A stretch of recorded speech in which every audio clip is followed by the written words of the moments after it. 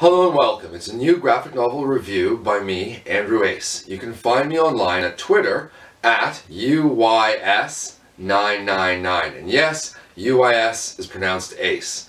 So, this week I'm going to try a new format, maybe some shorter segments, hopefully a fewer ums and ahs. Listening to last week, I was a little unimpressed with myself.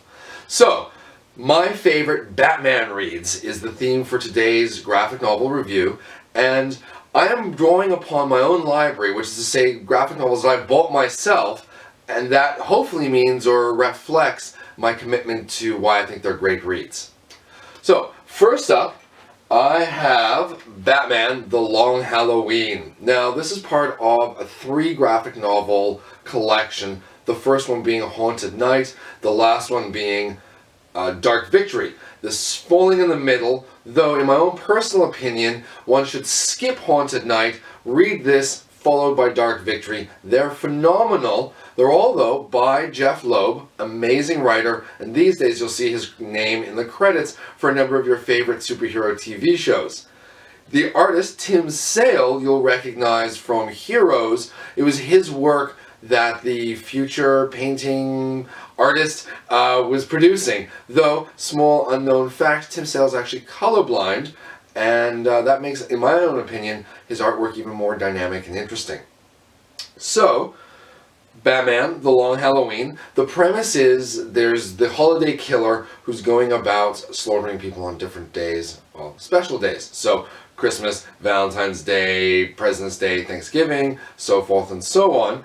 And it's up to Batman to solve the mystery, which makes this a true actual detective story, as opposed to some of the other Batman tales where you get a big punch-up, straight-up fight, but the character isn't really solving a real mystery per se. And in this case, maybe I should emphasize, it's also on the reader to solve the mystery, unlike maybe, again, reflecting other Batman stories where you know Bane's behind it, or you know the Joker's behind it. The identity of the killer is kept secret right until the end, making for a gripping read. Also, at 360 odd pages, you really get, well, your bang for your buck with Batman: The Long Halloween by Jeph Loeb and Tim Sale. So, this not and I thing is a little harder than I thought.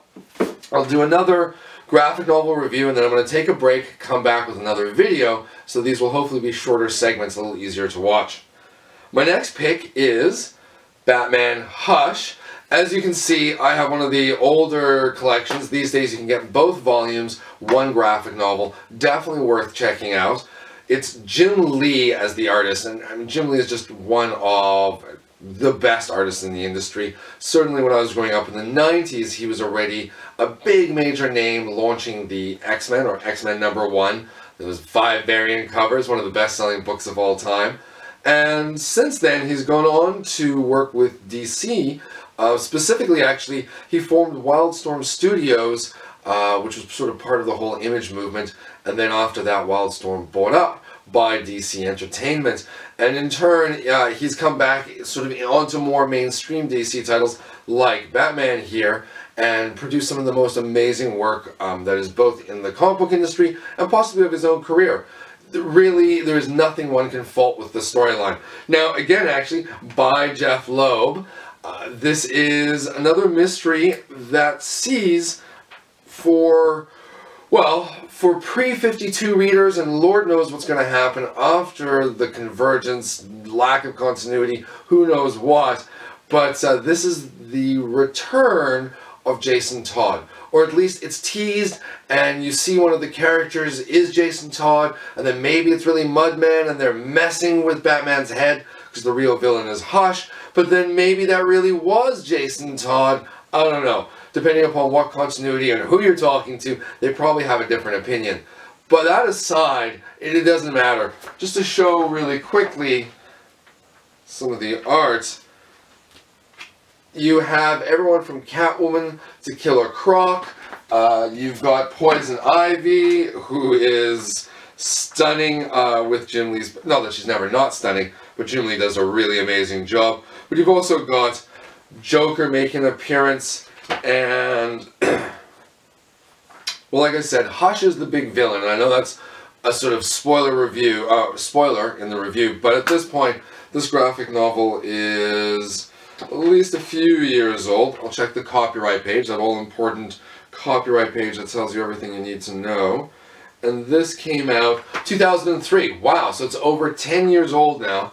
That said, Jeph Loeb, Jim Lee, Hush, one of the best written, best illustrated Batman graphic novel, it collects from the series, but storylines that one can pick up and read.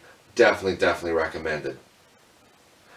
Alright, so I'm going to be right back, and hopefully this will have made things a little easier for you at home to watch. I'd love to hear feedback if the new video format works for you or doesn't, and if you have any questions about the graphic novels or graphic novels that you'd like to see reviewed. Cheers!